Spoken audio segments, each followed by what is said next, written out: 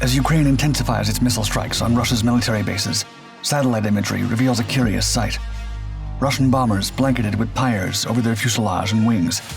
This unorthodox, seemingly last-minute countermeasure is designed to thwart radar targeting by Ukraine's cutting-edge Neptune missiles.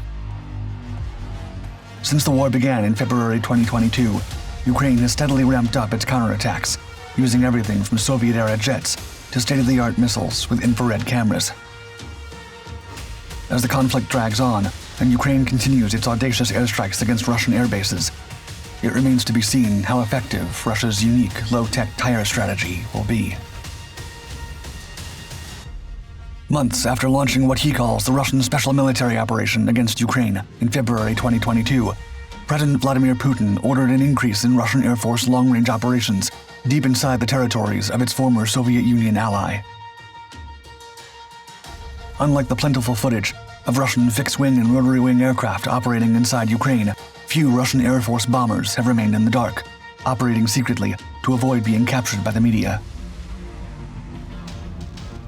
On April 7, 2022, Putin awarded the 121st Heavy Bomber Aviation Regiment the title of Guards at Engels Air Base. This is the most prestigious award a Russian unit can receive within the military. The reason behind this honorific recognition was, in Putin's words, quote, for mass heroism shown by the regiment's personnel in combat operations. Although the Russian president did not mention Ukraine explicitly, it's clear the unit was decorated due to its recent actions in Europe. In March, the Russian strategic bombers launched several cruise missile attacks against a Ukrainian army training facility in Yavoriv, some 10 miles from the Polish border. Although Russia has failed to establish complete air dominance over Ukrainian skies, the strategic bombers have still managed to deliver their ordnance over several key facilities. Russia's air forces have employed 3 bomber types to attack Ukrainian infrastructure in the central and western portions of the country. These are the Tu-22M3 or Backfire C, Tu-160 Blackjack, and Tu-95MS Bear H. Although Russia has not been able to fully exploit the use of its bombers, they have led Ukraine to consider them a primary threat after bombing the Kharkiv region, Mariupol, and other locations where they have engaged the Ukrainian troops. The Ukrainian military soon responded against the threat posed by the Russian bombers and reacted accordingly by employing Soviet-era jet-powered unmanned aerial vehicles, or UAVs. In December 2022, news surfaced detailing simultaneous sudden explosions at the Russian air bases of Engels and Diaghilevo. Once the fires were put out and the smoke cleared, the Russian Ministry of Defense announced the attacks had indeed been conducted by Ukrainian Soviet-era jet drones. Anton Gerashchenko, an advisor to Ukraine's Ministry of Internal Affairs, later confirmed on social media that Ukraine had conducted attacks to destroy Russian strategic bombers stationed at these airfields. He also noted it was very cunning of Ukraine to modify and employ Cold War-era reconnaissance drones to finally launch long-range attacks on Russian airfields. Although the damage was limited, the attacks took Russian air defenses by surprise, as both airfields are located deep inside Russia and house the long-range bombers that have been used to conduct airstrikes on Ukraine. Engels 2, located in the region of Saratov, is over 300 miles away from Ukraine and is the main Russian long-range aviation base in the western portion of the country. Footage gathered from the Ukrainian drone attack at this base shows the drones crashing in the airfield, damaging 2 aircraft and wounding 2 personnel.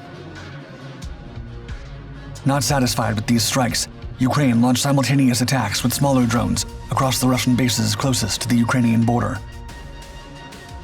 Meanwhile, the military began modifying Neptune anti-ship cruise missiles for land attacks against Russian infrastructure in Crimea and Russia. On August 23rd, a Russian S-400 air defense system, located near the village of Olenivka on Cape Turkunkut, was destroyed by this long-range missile. Footage from the moment of the attack shows the extensive damage provoked by the strike, destroying the launcher as well as the nearby equipment. Ukraine officials later took to the web to specify the military had developed a new GPS guidance system that guides the missile to a specific location. The infrared imaging seeker searches and locks onto a target based on a preloaded image before attacking it. If the seeker does not acquire the target, it aborts the attack. This capability makes the missile invulnerable to electronic warfare countermeasures and hard to detect during its terminal attack stage. This imaging matching for targeting also known as DS-MAC, or Digital Scene Matching Area Correlator, is also employed by Ukraine's Storm Shadow and Scalp EG cruise missiles. Fully aware of the power behind these missiles, the Russian armed forces began employing unconventional countermeasures to protect their valuable aircraft, especially their bombers, from the eyes of the Ukrainian air forces.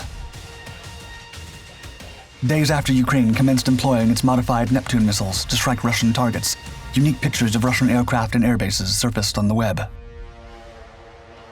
The images, taken from Ukrainian drones and satellites, reveal an unexpected countermeasure the Russians have resorted to trying to conceal their valuable aircraft from enemy attacks. Although not noticeable initially, some stationed Tu-95 bombers are seen with strange coverings on top of their fuselage. They are dark and round. Zooming into the pictures, the details become clearer, and one can clearly see the bombers are covered with car tires. Formerly Twitter user Tataragami UA, a Ukrainian military officer from the reserves, mentioned, quote, "Brace yourselves, because Russians have once again showcased unparalleled innovation. You are looking at a satellite image featuring a Tu-95 strategic bomber covered with car tires. According to them, this should protect strategic bombers from drones." Other analysts also expressed their opinions regarding the tires covering these Russian bombers in Engels 2 airbase. Some established that the Russian military is placing them to confuse Ukrainian missiles using digital image matching for terminal guidance, as with the Neptune, Storm Shadow, and Scalp EG missiles. Other sources have noted that Russia may employ the tires to prevent fragments from overhead explosions from damaging the aircraft.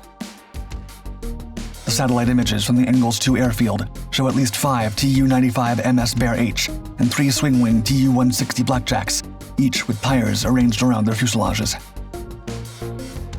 It is not clear yet if the tires employed by the Russians are from common cars, trucks, military vehicles, or even other aircraft.